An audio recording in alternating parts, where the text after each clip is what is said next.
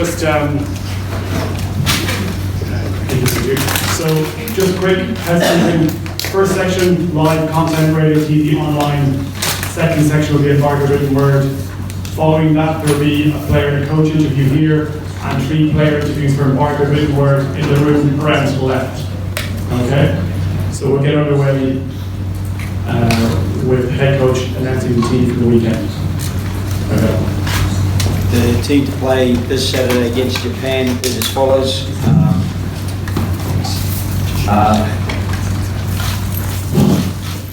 Rob Carney, Key Bills, Gary Rimrose, Chris Farrell, Jacob Stockdale, Jack Carty, Conor Murray in the back line, and the forward pack is Cian Healy, Rory Best, captain, Tyke Furlong, Ian Henderson, James Ryan, Peter O'Mundy, Josh Van der Fleer, and CJ Stander.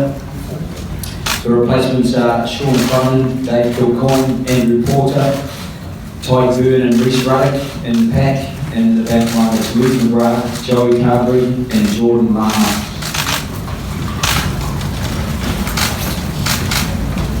Joe, is this the strongest team you could have named? We don't really look at the strength as much as the squad. If we name anyone from the squad, we believe we can put together a strong team. Obviously, we've left a couple of guys out who trained on Tuesday, but not fully, and we just decided to give ourselves certainty, particularly with some newer guys slotting in, the likes of obviously Jack Carty. So we wanted to give Jack as much certainty as possible, so we told him on Tuesday that he would be starting, so he could get his head around it. I thought he came on and played really well against Scotland. Put a really nice through ball for Chris Farrell to get onto when he was really under pressure. Cleared out lines really well.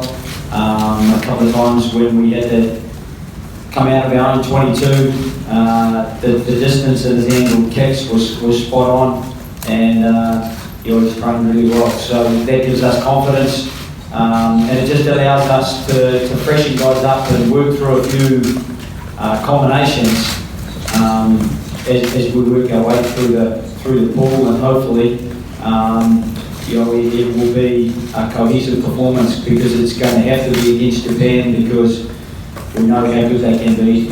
How did Johnny feel about being left out? He is never happy about being left out. He's always looking to play.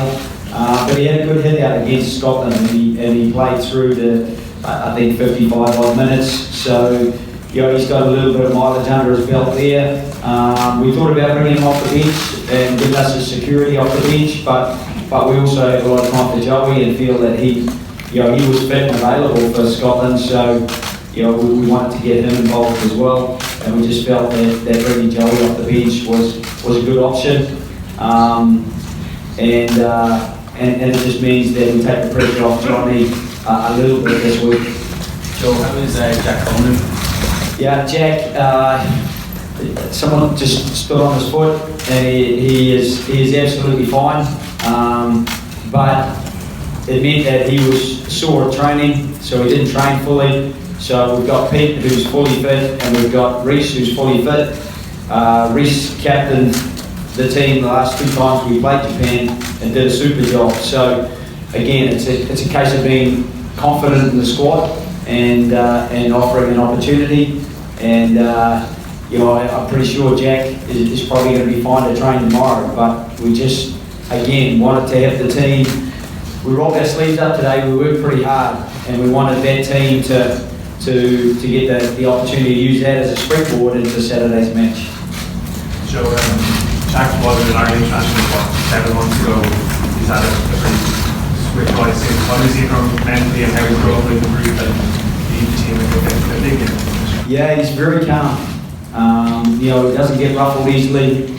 He doesn't get distracted by an error that he might make, or distracted by people trying to put pressure on him. He stays in the zone incredibly well. So for us, with Jack, there's a lot of confidence, not just from the coaching staff, from the players as well. And so the spectrum of skills that he brings. Obviously, I mentioned his kicking game, his angle kicking game. For us to get out of over 22 was super in the weekend, and he put that ball through on the ground. I think he's got a bit of a running game. Obviously, he takes the ball to the line like he did against Wales and links up with players. And that's another attacking threat that he brings. And defensively, we've been really happy with the progress he's made in Connacht in recent times, and now obviously into the national side. Rory, your thoughts on Chris Farrell, how he's developed, and maybe your memories of him growing up as a young officer alongside you in that squad? Look, I think Chris has developed incredibly well from his time in France and more recently in Munster. I think when he was with Ulster, there was no doubt in his talent. He just had a bad run of injuries, and sometimes to break that, you need to go away, you need to sort of almost find yourself, and I think there's no doubt he's done that, and he's playing. Every time he's played at the top level for Ireland, I think he's been very good. Thought he was very good coming off the bench last Sunday, and it would be great for him to get another opportunity. Joe, are you a bit concerned about how much game time you've got out of Johnny Sexton? Would you like to have had seen more? Would you like to have got him out? Yeah, not really. Johnny's a guy that plays really well fresh. Johnny can come back in and hit the ground running, and it would be similar. I think Rob Carney's a little bit like that. Robbie Henshaw's like that, and we've seen that both in Leinster and the national team before. So, I've been involved coaching with Johnny for the last almost 10 years. So it's not something that I would be too concerned about, because he keeps himself in good condition, and we do believe he can come straight back in and hit the ground running. If that's against Russia next Thursday, we always knew we were going to have to manage this start of the tournament because of a 6 and a 5 day turnaround. So whether guys play this week or next week, we do know that the challenge this weekend is going to be particularly tough, but we also know that we've got to show confidence in the squad, because we have that confidence. And I think it's one of the things that in the last World Cup there were some players who didn't play a lot, and then suddenly they were required for the quarter-final, and maybe they didn't quite have the confidence that we would have liked them to have had. Whereas we've committed in the last few years to making a decision earlier in the week in some positions and saying, look, this is going to be your game, step up and take ownership. Joe, can I ask you about the occasion, playing Japan, and obviously all the attention here, and how big a occasion it's going to be for them? Can you use that to your advantage? No, because I think they're really well prepared. They've had something like 180 to 200 days in camp this year. A number of them played for the Sunwolves together, and then on top of that, they've got a couple of really quality operators to come in on top with the likes of Amanaki Murphy, who might be back available this week. I'm not sure what they'll do a fullback with. They'll stick with Tupou or maybe go with Yamanaka to increase their opportunity to play a two-sided game. Yamanaka, I think he's converted number 10. He's a very, very good player as well. So, they've got guys who can change it up. They've got guys who've spent a lot of time together. And I don't think they'll be intimidated by the occasion. I think they'll be motivated hugely by it. They're going to have a very vocal hometown crowd. It was great for us in Yokohama to play a home match in Yokohama Stadium with the fields about and right belting out, and the amount of green jerseys and support we had. I think we might be in the minority this week, and they're going to have to give us as much volume as they can. Joe, one of the Japanese players, Yusuke Kizu, was speaking during the week, and he said that the loose head prop steps out, so they try to attack from the side when it comes to your scrum. What are your thoughts on that? Yeah, it's hard to step out when you've got your right shoulder out and you're nice and square, and I think we'd be probably, if not the least, one of the least penalised scrums in international rugby. So I think we do our very best to scrum square.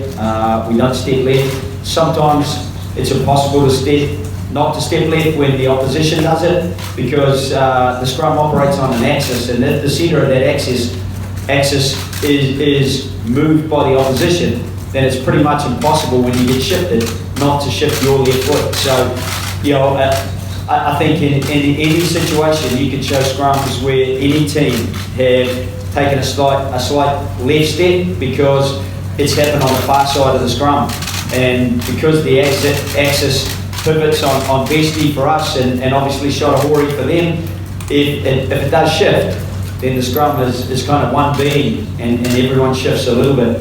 But yeah, that's certainly what was said by Kizu was a big surprise for us, and you know, we'll probably provide a bit of motivation for Cian when it comes to the game on Saturday. Take the last question. Peter Mandy obviously probably not going to come in and start to come in with the Jack. But are there any concerns about him? You want to have him, but obviously later in the tournament. Yeah, Pete was mad keen to play. He only played, that 25 minutes, and unfortunately, I think we might have got Pete back out there, but we had two HIAs at the same time, and therefore, the communication wasn't as smooth as it normally is. And when you're trying to repeat words back to somebody, it became a little bit difficult for him. He flew through his HIA2 and HIA3, which confirms to us that he didn't have a concussion, that the HIA process is a precautionary process to ensure that anyone who has a suspected concussion is immediately removed from the field. It doesn't mean that they've had a concussion, and in both Bundy and Pete's cases, they flew through HIA2 and HIA3. They are absolutely symptom-free as they were after the match. So, there's no elevated risk, we don't believe, and we've got a super medical staff, and that allows us the confidence to have those guys involved if we see fit. And we mix and match a little bit there. Obviously, we're delighted with the way Chris played. Garrett Ringrose played well. We just think that if we put that back out, it's a good bit of continuity for us, particularly because Bundy wasn't maybe due to play this game anyway, and he's played a lot in the lead up, so that was kind of part of our thinking. Okay, we're going to switch into the embargoed section for embargoed written word.